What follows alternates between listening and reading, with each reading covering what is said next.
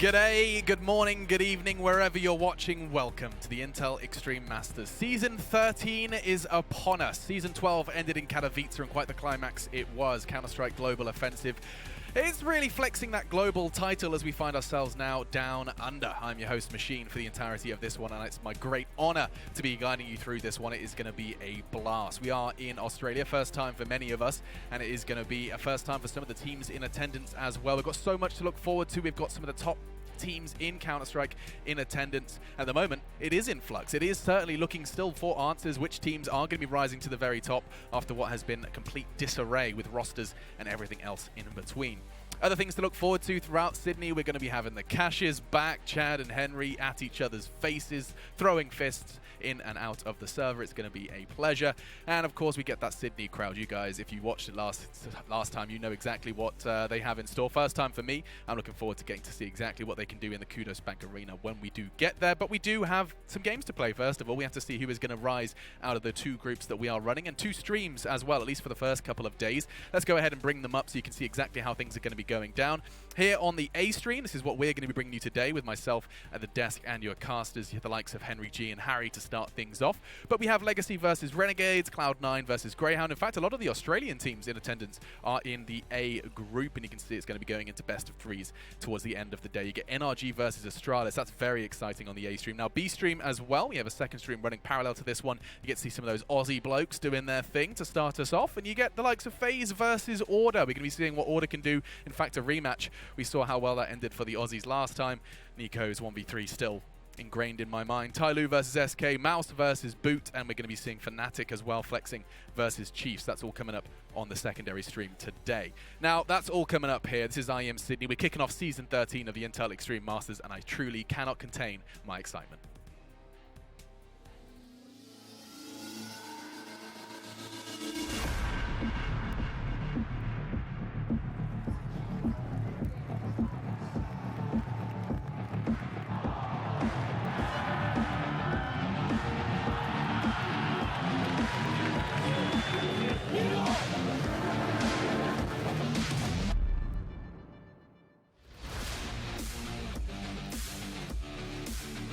Welcome to the Acer Predator pre-show. Fortunately, I'm not alone on this desk to celebrate Sydney and to celebrate the Intel Extreme Masters. In fact, we have the local boy. We're back on his home soil. He's going to be showing us the ropes. It's Chad Birchall standing by alongside Janko Paunovic. It is the dastardly trio. We spend a lot of time talking about Counter-Strike, but Chad, you're on home soil right now. It feels good to be home, Alex. Yeah. You know, I walked into the airport, smelled the air. There's all the normal stores inside. I was like, this is good. First time all year. So happy to be back. Yes, indeed. Now I'm going to assume. I think it feels like everyone is saying, Chad, how it feels like to be home, and he's like 5 hours from here. Yeah, well, we are going to be taking a short break. It looks like some technical difficulties have plagued us here for the first day, so do stay with us, and when we come back, we're going to be breaking it all down and jumping into your first game.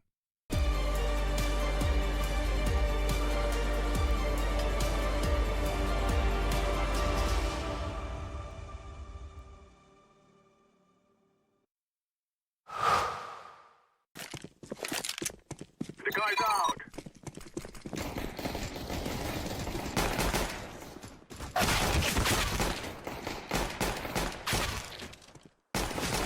Decoy. That was a beast.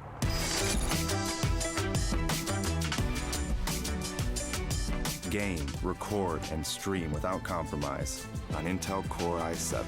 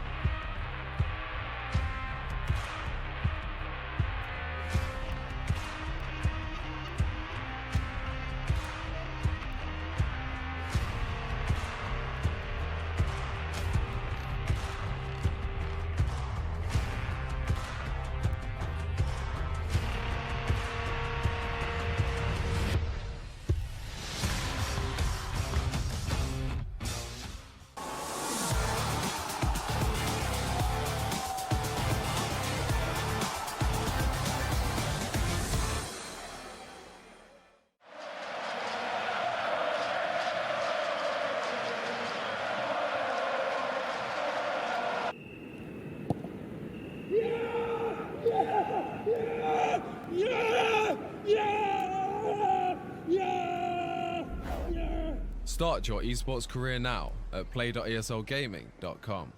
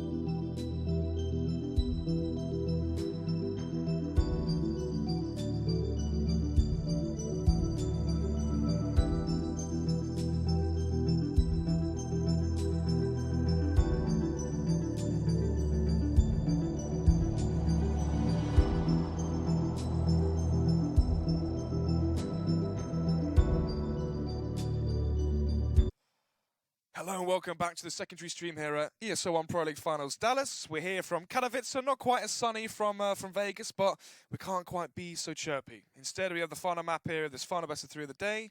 Who's it going to be? I don't know. You're the analyst, not me. You're meant to tell me that, Snods. I have no idea. NRG versus MVP. Yeah. NRG versus MVP. And which team are you taking? Again, I'm leaning with you. I'm not flaking after we just saw NRG win the previous map. I've been with them, with my boys since day one, since map number 1, even... Since day 1, yeah, like 2 hours ago. Yeah, exactly. That's day 1 for this best of 3 series. I was with them when they fair, lost. Esports years are like dog years. Yeah, basically, right? You know, 2 days, at least, 2 months. At least in terms of getting paid. Yeah, that seems to happen a lot. That was very good. But yeah, I've been with them since MVP smashed them on cash, and I'm not letting go just now. I'm committing to it. NRG certainly looked good on train, kind of tore MVP a new one, and they will be taking the knife round as well to potentially even do that again. Well, quite a graphic description there. Yeah, from yourself. I like to make it, I like to really get involved. Make sure everyone really knows what's going on. Yeah, sub PG-13 and above PG-13 now know exactly how this game's going to go. You can, I didn't say anything specific. You can determine whatever you want. I insinuated nothing, Snods. Yes, as most of the stuff that comes out your mouth is basically nothing. That's fair enough. I'm not going to argue with that. That's fair enough. Yeah. No, jokes aside, obviously. Final map here. It's been a very, very, very long day. What, 10 maps so far? It's not been a long day, Snods. It's only been 2 hours and 47 minutes this day, okay? Yeah, except we started 10 hours ago, basically. So 10-hour long day. We're here now for the final map, so we're going to be having that last-minute adrenaline, even for these teams as well. This is the last map in the Eliminator best of 3. The loser of this Mirage map will be going home already, and, for NRG, this is for themselves. They've got a quick layover flight back to wherever they live. And for the Koreans, it's quite a distance. Yeah, bit of a flight, to be honest. It's not like the Sharks who can just kind of swim it or whatever. They really have to go for it. So, yeah, a bit of a distance, but the positive is, silver lining, etc. Not just one team gets to go home, so do us, so do we. We get to go to bed, so that's always nice. The hotel, not quite home. Yeah, not quite home, but we'll be back, obviously. We're here for a couple of days. We're 3 days doing these secondary B streams. Games, yeah. I mean, really, they're the A stream games, but... Yeah, FaZe, Mouse Sports... I mean, we had a 3-map series. They didn't, so... To be fair, we did luck out with a great match. Obviously, the FaZe 2-0 versus Mouse Sports, one side of the last map on Mirage as well, 16-4, I think it was. So we did luck out in terms of the competitiveness and a great game to really rally behind. But in terms of the level of CS, obviously, it's night and day. Yeah, I would say, well, we got 2 very good maps, and then we got 16-1, which was kind of like, where did that come from? I predicted it, 16-5. 6, you said earlier. You're swapping it back and forth. No, it was Stop trying. Next thing you'll be like, 16-4. I said 16-4. Yeah. Either way, we are into this one. It is the final map of the night. If you have been sticking with us throughout all of our ramblings, we do appreciate that, guys. Hopefully you are enjoying the games that we have for you today here on the EPLB stream. And of course, as we said, we're here all week, at least for 3 days of it. Anyway, pissed around all the way, MVP on the T side. Zeph, that was Glock burst by accident. He's going to run into middle, but it's actually HSK to open up. Nice tap. Bugley showing us what he's made of, and apparently it's not enough for more than 2, but that's certainly good enough. Solo going to try and find something from the connector, but in the meantime, his team are falling around him. Ooh. Spot the gun barrel there for the PT-50 potential, the shoulder blade. I think he knows. Yeah, got an inkling that he is here towards connector.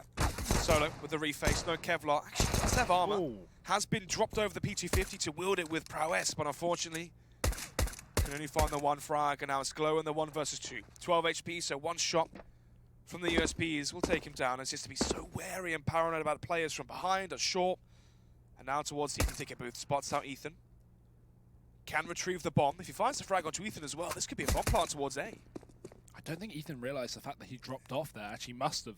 He's watching towards a window now, waiting for a quick push, but Daps holding on to short. Will Glow make any noise here? He begins to wrap towards the T-spawn, not going to go towards B, in fact.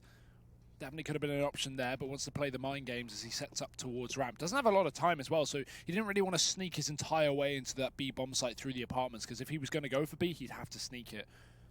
In fact, he's sneaking up ramp now as Ethan just sits towards the back of the CT. You can see him spotting. He's making sure that no one's coming out of A. But as soon as his plant comes in, Ethan's just got to peek and win the round. He guarantees it, basically, and there it is. Nice work from Ethan. Very reserved there. 3 kills from him. Nice double kill from Fugly as well, up on short it was. So NRG, pistol round underway and already kicking things off to a good start. Yeah, good stead so far into round number 2 with the round 1 round advantage. MVP trying to go for a fast play in towards middle. Obviously, they find the early frags up close towards short, but apart from that, they just get annihilated at distance from those USPs.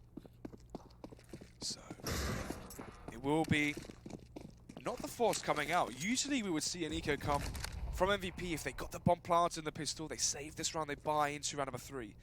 What they might do here, Hugo, is actually go for their force buy in round number 3 instead and try and catch NRG off guard. That's very possible. Let's see if they decide to do that. The issue is with that is NRG are going to kill 5 Glock players and go, oh, they're buying next round. So it's a great idea in theory, but any team really can work it out. However, that D kill could certainly upset things again. If they start picking up guns and shooting people with UMPs or rifles, that's when NRG actually don't know the full depth of this buy or lack of buy, which could certainly create question marks next round, but we'll see. The thing is, if MVP find kills here and take out SMGs, it just means NRG are going to reinvest in rifles next round, so a force buy will be completely negated by, a bunch of M4s that, they're going to pull in because they don't want to buy SMGs only to upgrade them later. Daps, though, making a bit of money. There's one. Zion going to look for the trade, but with a Glock in this position and 30 seconds on the clock, this round is it's not looking too good. Daps is really, really wanting this kill. And in fact, Ethan's going to shut down the players on the A site one by one. So this is a bit of a dismatch, a dismemberment. Yeah, disemboweled, dismemberment. Destroyed. Bit of a different dis. Yeah, the only dis coming out right now is NRG's 2-0, which might even be a 3-0. Depends on if MVP go for this quirky, you could say, second round force. Oh, I was going to say, maybe they half buy this. Third round force even. Here it is. It's not even that bad, to be honest, given the context. The issue is all the Galils instead of AKs. Org from Cirque. Why not? Oh. Trade right back, though. Fugly going to keep it in check. Cirque is dead. So Org dropped, but not really a big loss there, I would say. That gun really is trash. The only time I've ever seen it used was when I was casting with you, actually, the female CS tournament. Ah. It was Bullet Girl from... Poland. Oh, yeah, from Poland. What was the name of that team? Squared. Yes. I know my female CS. Of course you do. Big fan. But yeah, Org towards middle was actually quite effective. It was versus CLG Red as well. Now having Miss Harvey, so see if they got some success on the line. But anyway, 4 versus 4. As the force buy suspicion has now been sniffed out by NRG. They know that MVP have gone for the force buy here with Galils, catching Cirque off guard and going for the 1-for-1 trade, which definitely favours MVP. However, in information, I think it favours NRG here, because look at this setup. They have 3 players on the B bomb site. They are perfectly poised for this. Daps is even going to get out of there as well. He won't even get mollied out of position. Not that they had mollies. Now the push going to begin to come through. Ethan's joined him on the site for a bit of support on the bench. There's one nice spray from Ethan. And Brazy even going to finish off Zeph. So the force not working out too well. And with that, a third round for NRG seems to be likely. Yeah. Imminently, it seems, as Ethan goes for the calculated peak, tears that off of solo as well, and grants NRG the first, you could say, buy-around victory as they go to 3-0. MVP, though. Now, into round number 4, should be the quasi-buy coming out. They are going to be on the, let's have a think, 2,900 round loss bonus. So they can buy down to, I don't know, $1,800, $1,500, and still have 4,400 into the buy round. But it's not going to be Kevlar coming out. Instead, just the Eagles here, trying to see if they can find the headshots and dent the CT economy as much as possible with some invalidating frags. Breze, Cirque, and crucially Cirque as well. We need to see him getting comfortable here in this deciding matchup. If it's not in this best of 3, if NRG go on to win it and they play the best of 1s tomorrow, the best of 3s tomorrow in the matches to try and make it out of the groups, we have to see a revitalized Surf. Yeah, definitely. And while he did look great in the second half of Train, at the very least, that needs to be throughout every game, every half. You know, he is the best player on this team. Or you look up there. Do you disagree or agree with that statement? Is this some deep level psychology? No, you just look like you questioned what I said. No, in my head I was thinking, would you say Brezza right now? On LAN, I would say Brezza. Oh yes, no, I'm not saying. I'm not saying. Ooh, God. I'm not saying this event because like we're 4 maps into their event, so you can't really tell. But in terms of their online performance, their recent performance, their rise. Cirque and Brezza definitely. Yeah. Yeah. Ethan as well has been a phenomenal online. But Ethan's had a few key rounds here. He's definitely shown some skill and potential. This is the big thing here for NRG. They have a lot of potential players to come out. He's 9-0 right now. My goodness, he is. So, when will he eventually be silenced by an MVP? As they have gone for the Bino, opt for solo. So, smoke towards top mid. They don't go for the window smoke straight away. Actually, in fact, they go for both. Smoke towards window, smoke towards short as well as they loud out through. Trying to see if they can rush up short, but over the smoke is Ethan as he now goes to 10-0 as the pain flow is inbound. Oh, Zeph trades though in through the smoke, and they're going to continue to push Ethan. There we go, finally silenced. You wondered when. There's your answer. He got to 10. Rezi trying to lock this down. He's been smoked off. Not be able to get too much done through that one, and Daps also unable to find a successful angle to kill an MVP player. They cross safely. Zeph needs to be careful though. There's so many players here on middle and short. He's going to get wall banged out of this round. Rezi also spraying him through the smoke. Luckily, Zeph just ducks, dives, and gets the hell out of there. A minute on the clock and the bomb only just making its way through ramp. So while NRG have given up the bomb site, the bomb is yet to go down. They need to get that plant in now. Zeph finding another frag. Breezy down. And now it is a 4v2, and while MVP are low, this should surely be theirs. NRG have already fallen back to save. Yeah. 4 HP as well for solo. 28 for HSK and both Zeph. The health is so low for the MVP players, but simply put, there isn't HE grenades or, you know, a 4 versus 3 potentially if NRG had an extra player alive to go for this. Instead, they shall save. So they go for the conservative safe option to prolong their success potentially if they can carry on to more weapons going forward. Brezza can be dropped by Cirque. Ethan can be dropped by Daps, and Fugger can buy for himself. So we'll go 4-1. MVP on the hunt. As Daps just over the corner through the bricks, but he will survive as we now go into round number 8. Still not enough cash to afford the AWP for solo just yet on the T side for MVPs. This might mean we see another execution sort of play, or a heavy play in towards middle. Tactical timeout called by MVP, and this is interesting. Is it an issue, or are they actually calling it because it is talk over strats? I only see... It could be... Well, one or two things. I'm worried that it's a technical issue. Because Solo's not bought. Solo's not bought any grenades, any gun. My opinion, one or two things. They want to work out how to approach this round without an AWP, because they would have expected typically to have an AWP. Maybe just, you know, coming up with a strat. Second option, they don't want to get reset, and they want to make sure they're all on the same page, because they know, you know, if they lose this round, realistically, like, let's look at this. They lose this round and NRG get 5. We then have... I mean, they could potentially force that with 1,400 loss. Yeah, that'd be just enough. They could get by, to be fair. But you know, that aside, we could see NRG run away with this half. So this round is actually pretty important for MVP to pick up, because there's a very good chance that NRG can get some real momentum going.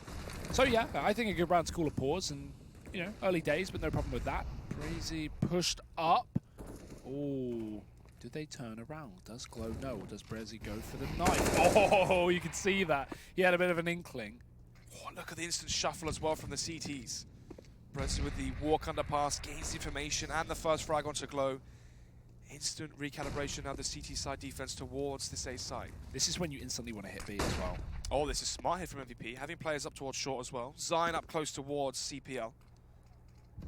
Zeph has to try and deal with Cirque. He's in towards Connector. Now they can actually leave him here if they go back towards B apartments, Hugo. The man in the middle. Yeah, leave Zeph here towards Connector.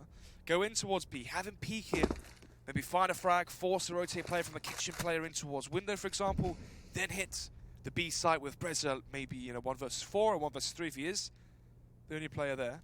But now HSK has come towards the A side as the bomb goes towards B. This is getting quite overcomplicated from MVP, and we spoke about maybe the Koreans overthinking certain scenarios.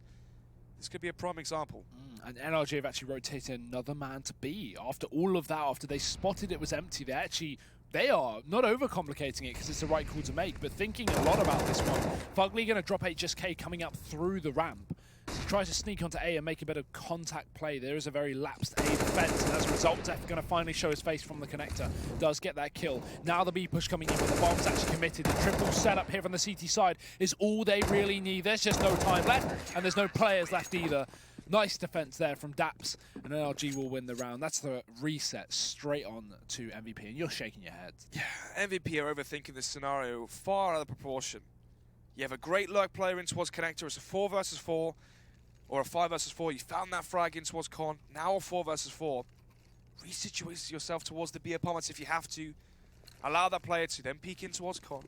You either go back towards A and have the A execution towards the A site, and then you have him from behind, he can flank perfectly, or you go towards B and you use him as a flank to go in through jungle, come in towards kitchen, and shoot all the CTs in the back. Yeah, my big question there is why you send the player out ramp, right? If you have that player in connector, if you're trying to sell the fake and you're committing the bomb towards B like they were, why even add 2 to fake? Just have that 1 player to fake. You don't need both players committing towards A. You'd rather have more players up in the apartments to solidify the fact that you win your gunfights on B, right? And just use Zeph and the connector to try and distract NRG from what's actually going on. What's strange, but anyway. Our MVP, their worst enemy right now, as we go into the 7th. Early frag found towards top mid from connector, obviously. Cirque peering over the smoke that he deploys. Does that very often. Surprised we don't see more AWPers hold the top of con smoke. Oh, is it? He's on form today. As it Daps as well to chime in with the A. The cavalry has arrived as Zine gets the refrag eventually. 2 versus 3, so they are still up against it. Yeah, but bombs down. They've been given a good opportunity here after coming back off of a reset. If they won this round, that would be fantastic, but it's not going to be an easy fight for them. If they catch this rotate, that could be perfect, but Ethan not going to give them the time of day. Zine, he's going to have to say goodnight, as Glow's now left in a 1v3 at the back of the site to try and clutch this one out. Not been spotted just yet, but by process of elimination, they should work it out just about now. There it is, double peek in, nothing he can do. The defuse will come through as well, Fugly finding that. So, NRG, 6th round on the board. Very good CT side start to this map, Snods. 6-1. 3 players surviving as well for NRG, so they had the slight blip there on the first buy round. They bring it back, or when they were 4-1 down. They bring it back, they reset MVP, and now the cash is just so far and few between here for MVP. I mean, $2,000, $3,000 for a few players. So they might go for the save here, maybe buy Deagle, but apart from that, save this round. NRG get to 7. 7-1 could be the scoreline before we see another buy come out from MVP, and in that case, NRG are off to a great start. The cash doesn't really reflect such a one-sided affair as it really has been so far. Obviously, Cirque, the only player that has an abundance of cash, is 7,500. So this should be the round now for NRG where they can really start to build up a very, very strong economy. Set up outside of B for this fast play with 3 CTs here as well. We've already seen this be a bit of a meat grinder, to say the very least. So unsuspecting of MVP to really get too much done here. Luckily enough, there is a rotation. Cirque moves off with the AWP back towards CT. So only 2 players in position. Smoke's going to start to rain through. Flashes to get them on in, but Daps gives away his position while he's blinded. They won't look at him at all. Completely focused on Breze, and I don't blame them. He is making a mockery of these Koreans. Oh, another shot from Breze. He's going to just finish it off, tapping with the M4, and he finds a quad kill on that B site. 7-1, Snods. This is unstoppable. Seems so. As we head into another buy round. 7-1 as expected, as it was the eco from MVP. Zion trying to weigh up the options. Do you go for the AWP glass cannon? No, I'm just going to go for the investment into AK and utilities. They have enough grenades here to go for a mid-take. You know, an A split through connector if they can try to do that one again. They had players in possession in towards connector. Or they could go in towards B, take towards short, but each and every time they go anywhere on the map, they just get slowly, you know, wilted down by shots through smokes, HE grenades, Molotovs, the AWP from Cirque again. It's his spy round, the second time running, finds the first frag. They're back up against him. 8 HP for Zeph, 50 for Zine. And it's basically a 5 versus a 3.5. Though, just K trying to find this pick. He does suspect the angle that Fugly holds, and there's the kill. Cirque again firing back with the AWP, but he's going to double it.